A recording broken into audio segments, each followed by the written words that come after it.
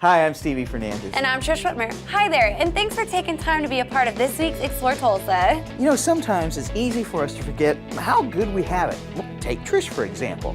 Each week, she gets to work with one of the most talented guys in showbiz. You do know that I work with you, right? Not all of us are so lucky. In 1918, leaders of the First Presbyterian Church and the Downtown Rotary Club found two boys sleeping in trash boxes in an alley downtown. The next year, the Tulsa Boys Home incorporated, and they have been helping young men ever since find their way. The Boys Home mission started 96 years ago and was basically born out of the idea or the need for an orphanage for kids that were living in trash boxes in downtown Tulsa. So this is the evolution of the Boys Home where we are today, and you could probably make the argument that there's 10 times the need today for a place like the Tulsa Boys Home for these troubled boys than there was even 96 years ago.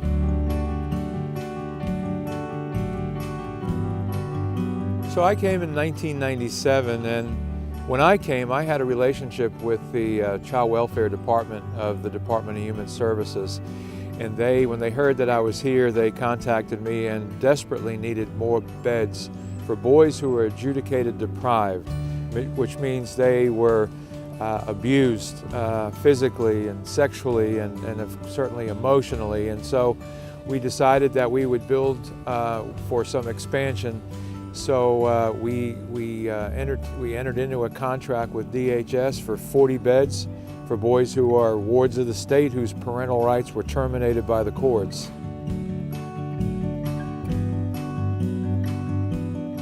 Well, you're also going to find 2 additional lodges that we built that house boys that are here for pretty serious drug treatment. Now, those boys are privately placed so that for them at least there is some semblance of a family. And at the end of the day, this place is a place where they can come and heal.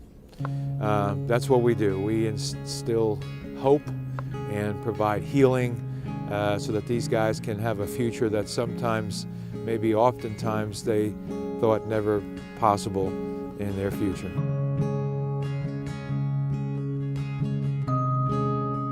We have our own on-campus school.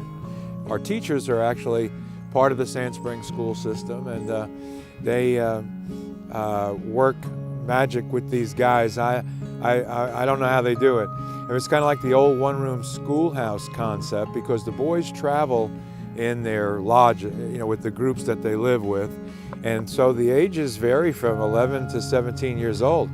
And so we do a lot of computer-aided instruction.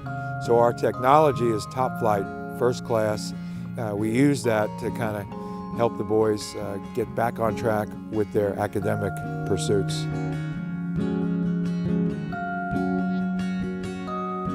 The horses are probably the newest component to our treatment program here at the Boys Home, and we brought 2 off-the-track thoroughbreds that had retired, and that's when the magic began.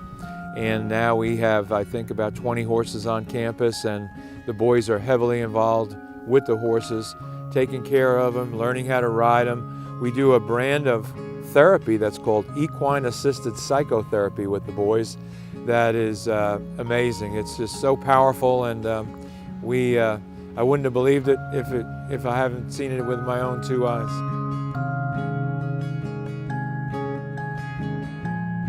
Well, in terms of success, I mean, the stories go on and on and on, really.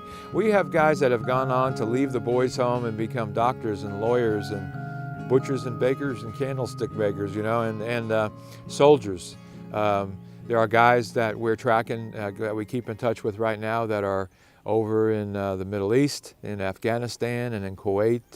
And so, yeah, I mean, the Boys Home program works. And we have a long list and tons of anecdotal data about the impact of our program on these guys over the years.